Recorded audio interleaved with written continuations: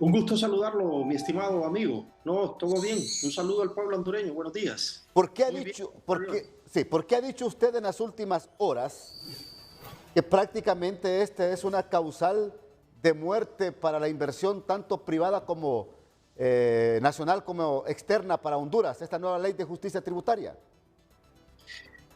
Bueno, porque efectivamente hay una serie de artículos que van a venir a impactar y a deteriorar las finanzas de la economía, las finanzas del Estado, las finanzas del pueblo hondureño, precisamente porque hay artículos que son nefastos desde el punto de vista económico, desde el punto de vista de las finanzas, como repito, tanto de la economía hondureña como del gobierno, del pueblo hondureño, etcétera, etcétera, ¿verdad? Entonces hay una serie de artículos que, que vienen a generar una atmósfera que desalienta totalmente la inversión. Tenemos que estar claro en algo, mi estimado, que para que un país pueda salir de la pobreza, No, como pero quítelas todo. estamos hablando que ya cerca del 80%, estamos cerca del 80% de pobres que tenemos en Honduras, entre pobres y extrema pobreza, ¿verdad? Ya estamos llegando cerca del 80%. Y con este tipo de leyes, lo que vamos a hacer es desalentar la inversión, que se vaya a otros países, que se vaya a Guatemala, que se vaya a Costa Rica, que se vaya a El Salvador. Países como El Salvador tienen una seguridad jurídica ahorita impecable, tienen una seguridad física impecable, están dando beneficios a los inversionistas. Pero este tipo de leyes, por ejemplo, que viene, le voy a poner varios ejemplos, Sí, viene a quitar el principio de renta territorial en nuestro país. ¿Por qué se estableció el principio de renta territorial en el Código Tributario en el año 2017? O sea, esto no fue porque se quiso, sino que porque todos los países de Centroamérica tenemos que homologar a cómo estamos con los países de Centroamérica. Si todos los países de Centroamérica están con principio de renta territorial, Honduras, para poder competir, tenía que poner principio de renta territorial. El principio de renta universal que se quiere implantar a través de esta ley de justicia tributaria sí. es un principio que se utiliza en países desarrollados, oiga bien, Estados Unidos, Canadá, Francia, Reino Unido, etcétera, etcétera. Pero Honduras ni siquiera somos un país que estamos en vías de desarrollo, así nos llaman en vías de desarrollo, pero ni siquiera todavía estamos en esa óptica. Entonces, dice el proyecto ahí que se pierden más de 57,000 millones por por esos impuestos que no vienen al país de afuera, cuando eso es totalmente, me parece que es totalmente absurdo. ¿Por qué? Porque Honduras no es un país que exporte capitales. Los países que utilizan el principio de renta universal son países que son exportadores de capitales. Estados Unidos, por ejemplo, tiene un principio de renta universal.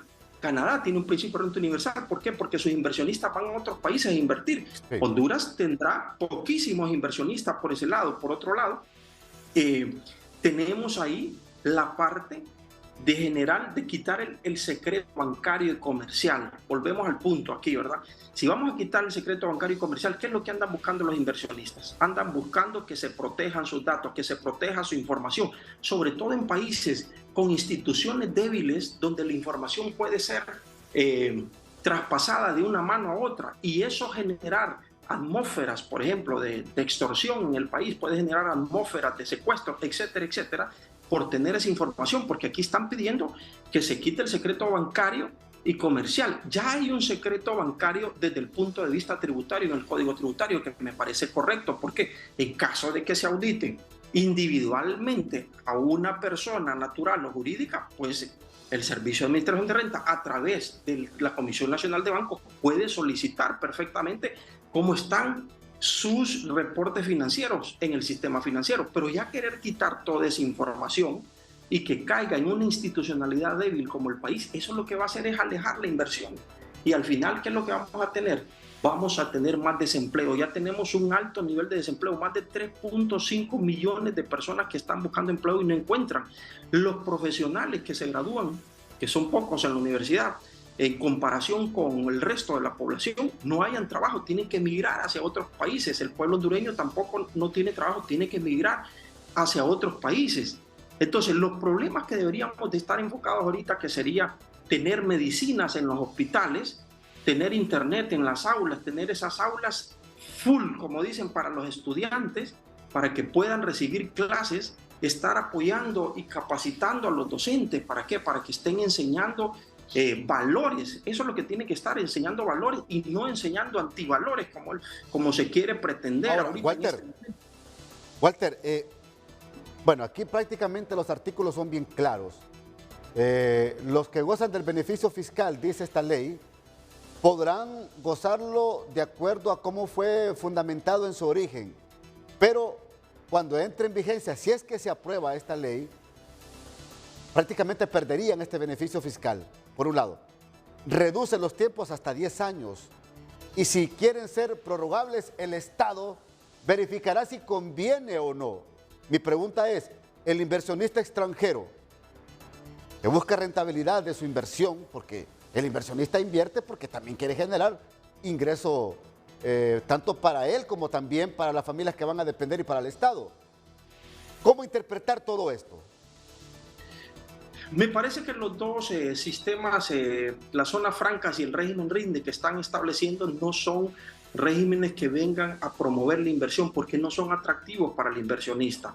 Aquí, si el problema ha sido que haya algunos contribuyentes que han abusado de las exoneraciones, ya está de forma clara y contundente en el artículo 21 del Código Tributario que la Secretaría de Finanzas, con apoyo del Servicio de Administración de Renta, puede auditar, puede revisar y verificar que se estén cumpliendo con todo lo relacionado con las exoneraciones otorgadas, y el que no esté cumpliendo, pues se le puede cancelar, si ya han cancelado más de 300 exoneraciones en los últimos meses. Entonces, ¿por qué crear un proyecto que al final lo que va a venir es a crear más pobres? ¿Por qué? Porque si alejamos la inversión, quitando las exoneraciones así de tajo, así de golpe, lo que van a hacer es que esas inversiones se van a ir para El Salvador, se van a ir a Guatemala, se van a ir a Nicaragua, aunque miremos todos los problemas que tenga Nicaragua, pero está ofreciendo oportunidades a los inversionistas. Solo México también, el presidente López Obrador está ofreciendo 3 meses, por ejemplo, de planilla en apoyo a todos los inversionistas. En ciertos sectores les están ofreciendo tierra, les están ofreciendo subsidio en la energía.